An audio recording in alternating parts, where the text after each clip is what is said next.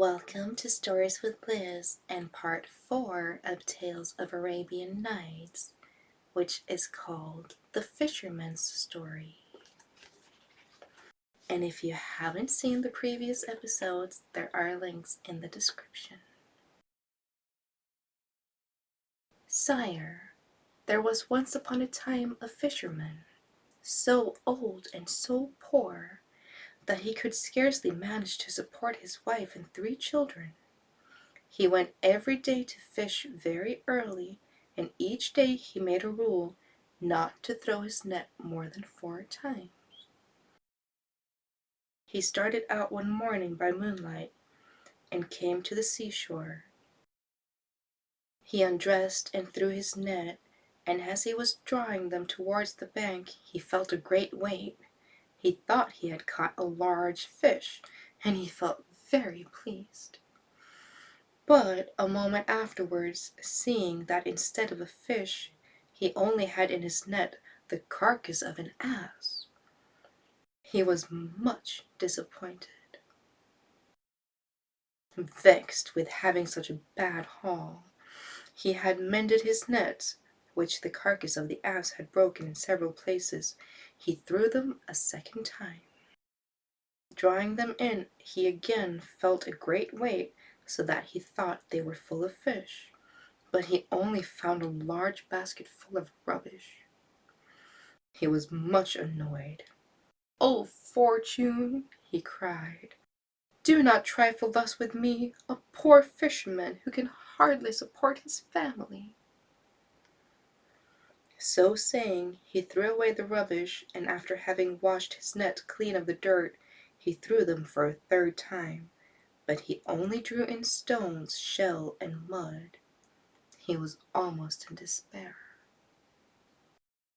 Then he threw his net for the 4th time. When he thought he had a fish, he drew them in with a great deal of trouble.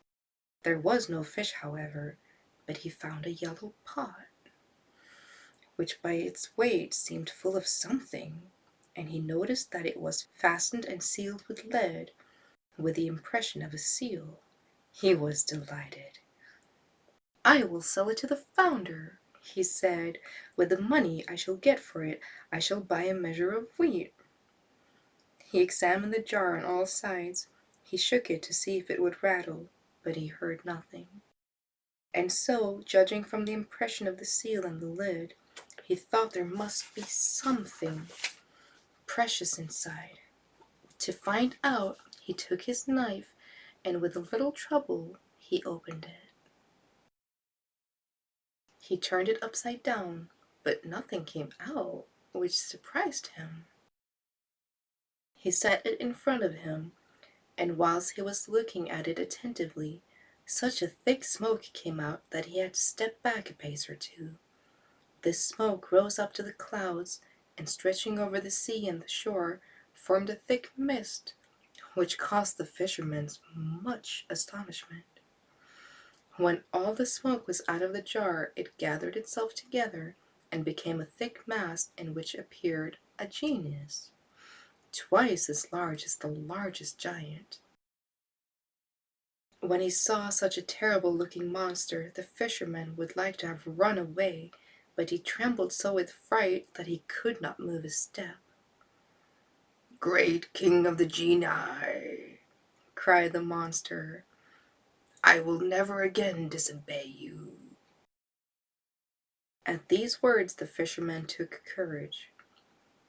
"What is this you are saying, great genius? Tell me your history, and how you came to be shut up in that vase." At this the genius looked at the fisherman haughtily.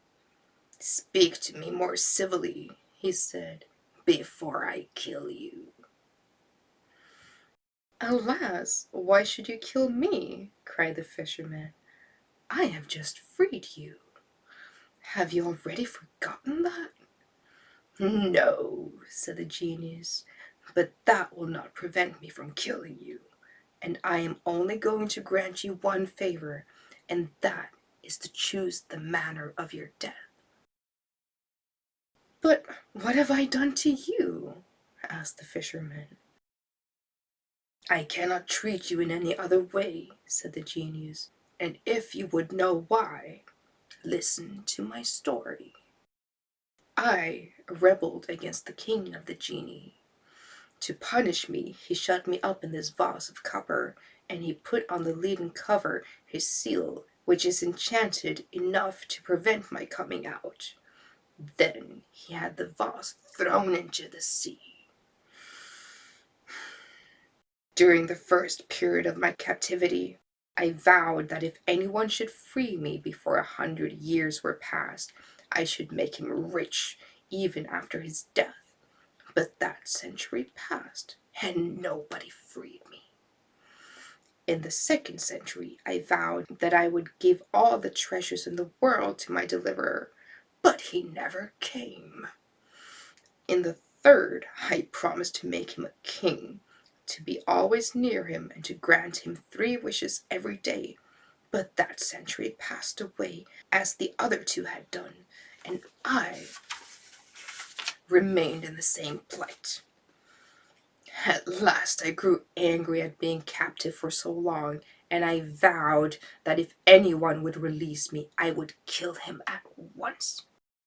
And I would only allow him to choose in what manner he should die. So you see, as you have freed me today, choose in what way you will die." The fisherman was very unhappy. "What an unlucky man am I to have freed you! I implore you to spare my life." "I have told you," said the genius, "that is impossible. Choose quickly, you are wasting time." The fisherman began to devise a plot. "Since I must die," he said, "before I choose the manner of my death, I conjure you on your honor to tell me if you really were in that vase." "Yes, I was," answered the genius. "I really cannot believe it," said the fisherman. "That vase could not contain one of your feet even, and how could your whole body go in? I cannot believe it unless I see you do the thing." Then the genius began to change himself into smoke, which as before spread over the sea and the shore, and which, then collecting itself together, began to go back into the vase slowly and evenly, till there was nothing left outside.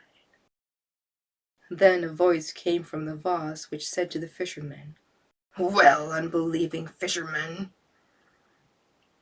here I am in the vase. Do you believe me now?"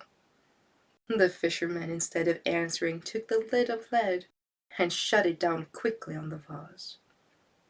"Now, O genius," he cried, "ask pardon of me, and choose by what death you will die. But no, it will be better if I throw you into the sea whence I drew you out, and I will build a house on the shore to warn fishermen who come to cast their nets here against fishing up such a wicked genius as you, who vows to kill the man who frees you." At these words the genius did all he could to get out, but he could not because of the enchanted lid.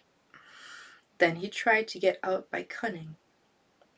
"If you will take off the cover," he said, "I will repay you." "No," answered the fisherman. "If I trust myself to you, I am afraid you will treat me as a certain Greek king treated the physician Dubian. Listen, and I will tell you." I guess that is the story we'll hear next time we're doing Arabian Nights.